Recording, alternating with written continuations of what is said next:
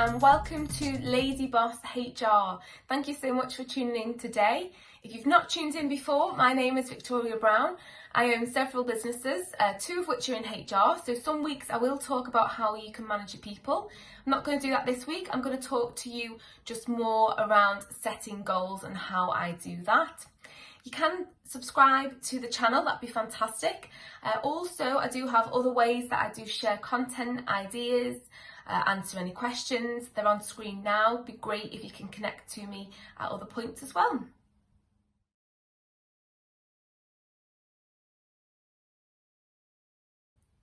So today I'm going to talk to you about setting goals. This last week I've spent quite a lot of time on the goals that I set myself 12 months ago. So I just wanted to talk to you about how I do that and the process. So the way in which I set my goals in the January. I have business goals and personal. So if you have set up a business or you haven't set a business and you just want to look at your personal goals, then hopefully this will help.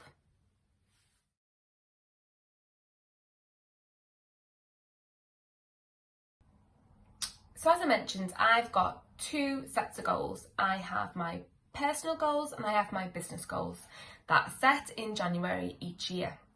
How many goals should you have? Now, one thing I would absolutely say here is just make sure that they are achievable. So don't be unrealistic. Don't put together 10, 20 goals. There's highly unlikely you're going to achieve them. So my recommendation would be to look at 5 goals. So 5 personal goals, 5 business goals. And the way in which I split that out is I have 4 goals on each side, and then I have what we call a stretch goal, which I'll talk to you about a little bit later. When I do set my goals, it's very important that they are SMART. So I'm sure you've heard that acronym before, but just to remind people if they haven't, being SMART is that you actually are specific. You make sure that the goal is measurable. How are you going to measure this goal? So, you know, from a business perspective, it's very easy to have a measurable goal, say around turnover or your profit. You also need to make sure that it is achievable. So don't set yourself something completely unrealistic, but equally, that's what your stretch goal's for, to just try and take it a little bit outside of your comfort zone. You then have your R, which is realistic, as mentioned then. So let's make sure that these goals are achievable. I don't know about you, but I always find if I set myself a personal goal or a business goal that's not achievable, that's unrealistic really, I just don't even get anywhere near it because I don't believe in that goal. You've got to believe in that goal. And then the final one out of the SMART acronym is time bound. So it's really important that you set dates, set your goal, but also set the actions to get yourself there, but also the dates that you expect those actions to be completed by.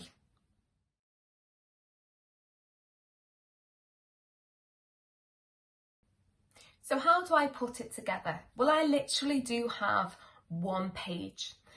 And I've tried loads of different ways before. I've put really elaborate sort of objectives together, very detailed, but I just don't store that information throughout the year. So it's very important for me that I have this succinct on one page. So if you imagine what I do, I have one page, and on the page I have a column which has the goals.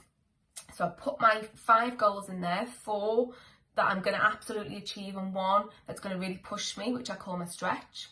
I then have the why. So why do I need that goal? What's the purpose of that goal? Because again, like I've mentioned to you, you must have buy-in. You need to believe in these goals yourself. You truly need to believe that you are going to achieve them. So why do you need them? And then I've got my action. So what do I need to do to achieve these goals? And that will be, you know, a bit more detailed to that smarter goal that you've set of what needs to be done, who needs to do it, and what's the time frame on that. And then the final column that I have, which is a bit of a different one, which will take you outside of your comfort zone, is I ask myself who I need to be to achieve that goal. And that probably takes me the longest time in January when I'm setting my goals for the year. And what you need to do there is really envisage who you need to be. So think about somebody maybe that you admire, that has got things that you would like. Think about the way in which they operate. It can't just be, oh, I'm going to be an organised person. It's got to be passionate. It's got to be, who, and it's that I am. I am the owner of a multi-million-pound business. So something that just really will resonate with you. So think about that, but probably take a little bit more time. And if anyone's got any questions on that, please do drop me a comment. I know it took me some time to get my head around thinking about that I am that question. Like I say, just one page with the personal goals on, one page with the business goals, and you can display that in the way in which you want. I actually do print them as well, so I've got them on my desk wherever I am, and then I can remember exactly what it is that I need to achieve.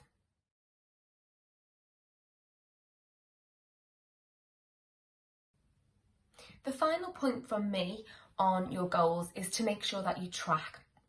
So I have my 12-month goals. Like I mentioned before, the one page, the headline, they're not massively detailed. It's more for me to know they're my goals. And not only for me to know that they're my goals, but also to be able to share that with the rest of my business so they are aware and we can cascade down to ensure that we actually do deliver the goals for the year. But what I then do is I actually break down the quarter.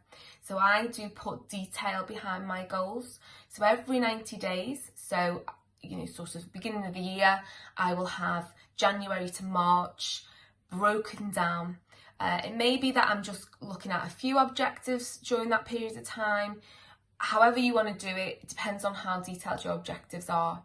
And then within those 90 days, I will go through those objectives and I will break it down into a real detail.